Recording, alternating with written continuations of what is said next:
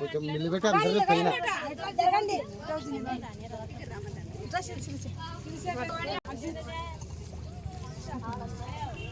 అందరూ వరసి నిలబెట్టాను ఒక నిలబెట్టి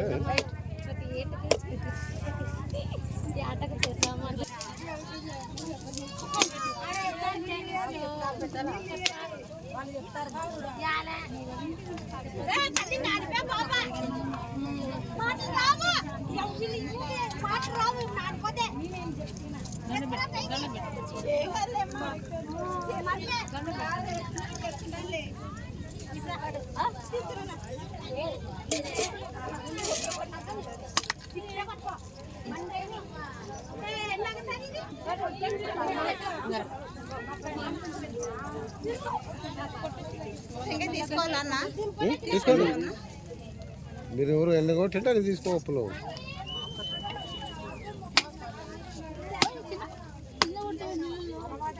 ఎవరు కొండ మాసుకొచ్చిన వాళ్ళు రానిక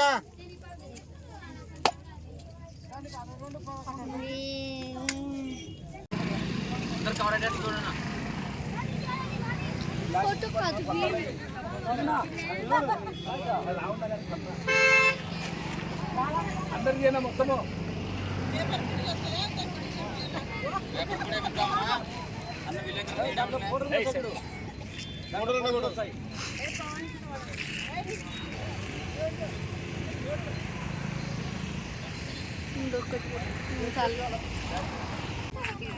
నంద్యాల పట్టణంలోని గుడిపాటిగడ్డ ఫరూక్ నగర్ సంబంధించినటువంటి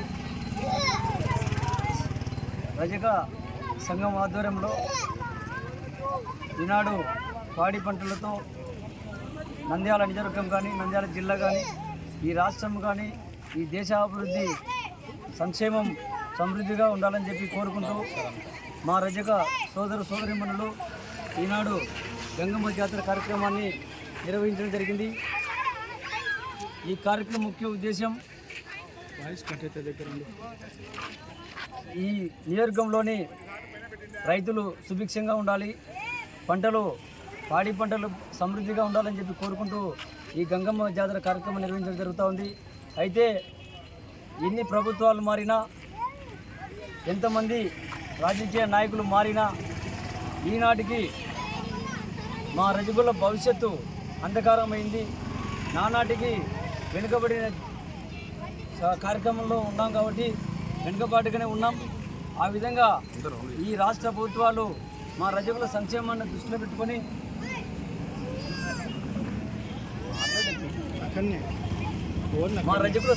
దృష్టిలో పెట్టుకోవాలని చెప్పి ఈ ప్రభుత్వాలను ప్రజాప్రతినిధులను కోరుతూ ఉన్నాం.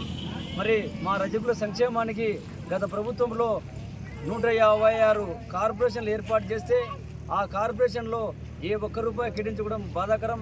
మరి అందుకే ఈరోజు జగన్మోహన్ రెడ్డికి మా రజకులు గుణపడని చెప్పినటువంటి సందర్భంగా అని చెప్పి గుర్తు చేస్తూ ఉన్నాం. ముఖ్యమంత్రి స్వర్ణాంధ్రప్రదేశ్ కార్యనిర్వాహకులు ముఖ్యమంత్రి నారా చంద్రబాబు నాయుడు ఒకరికి మనవి చేస్తూ ఉన్నాం. మరి మా రజకులు 90% తెలుగుదేశం పార్టీకి అండగా నిలబడ్డారు, ఓట్లు వేశారు, మిమ్మల్ని సీఎం కుర్చీలో కూర్చోబెట్టారు. అయితే మేము మనవి చేస్తున్నది ఒకటే, మా రజకుల సంక్షేమ అభివృద్ధి కోసం మా రజకుల యువకులు ఉన్నారు, నిరుద్యోగులు ఉన్నారు, విద్యార్థులు ఉన్నారు, మరి ఎంతోమంది వికలాంగులు ఉన్నారు. వృద్ధాప్యం ఉన్నటువంటి వాళ్ళకు ఈనాటి వరకు పింఛన్లు లేవు, చాలామందికి రేషన్ కార్డు లేవు, ఇంటి స్థలాలు లేవు. మరి ఇవన్నీ దృష్టిలో పెట్టుకొని మనవి చేస్తూ ఉన్నాం. స్థానిక మంత్రివర్యులు కూడా మనవి చేస్తూ ఉన్నాం.